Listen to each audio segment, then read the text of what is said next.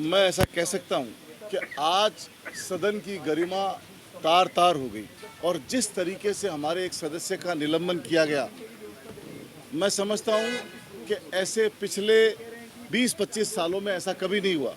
कि सदस्य अपनी सीट पे खड़ा हो और ये उसका कॉन्स्टिट्यूशनल राइट है कि वो अपनी सीट से कोई भी बात जो वो कहना चाहता है वो कह सके। आज जब हमारे नेता प्रतिपक्ष ने आवाज़ उठाई और एक मुद्दा रखा और कानून मंत्री से जवाब मांगा, कानून मंत्री सदन में नहीं थे, और जब हमने इसके जवाब के लिए सरकार पे प्रेशर बनाया और नारेबाजी हो रही थी, ये बात हुई अध्यक्ष महोदय से कि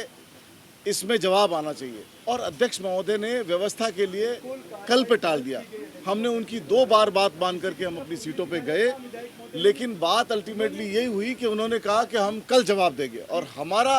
रिक्वेस्ट सदन से ये थी कि मामला ऐसा है जिसका जवाब आज ही आना चाहिए, क्योंकि आचार संहिता से जुड़ा मसला है। मंत्री अपने परिवार में कोई लाभ किसी को नहीं दे सकते हैं, तो इस तरह की बात पे चर्चा होनी चाहिए और उसका जवाब सरकार से आना चाहिए। सरकार से जवाब आने की बजाय विधानसभा में जो बीजेपी के कुछ लोग,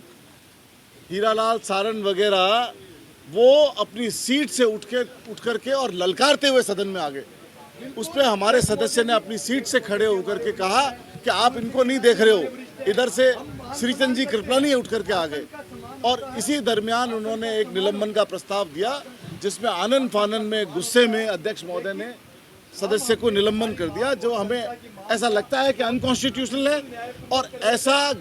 हमारी गरिमा ऐसी नहीं है। और इस छोटी सी बात के लिए अगर उनका निलंबन होता है तो इससे ज़्यादा शर्मनाक बात नहीं हो सकती। हमने अपना स्टैंड क्लियर किया है कि हम विधानसभा में ही रहेंगे और हम हमारे सदस्य को विधानसभा से बाहर नहीं जाने देंगे। सदस्य के साथ आज पूरे साथी हम विधानसभा के अंदर रुकेंगे और यहीं रुकेंगे, बिल्कुल रात भर यहीं रुकेंगे। इस पे अगर सरकार हमसे कोई चर्चा करती है, कोई बात करती है, निलंबन वापस लेती है, तो हमारे नेता विचार करेंगे, नहीं तो हम रात भर यहीं रुकेंगे, कल भी रुकेंगे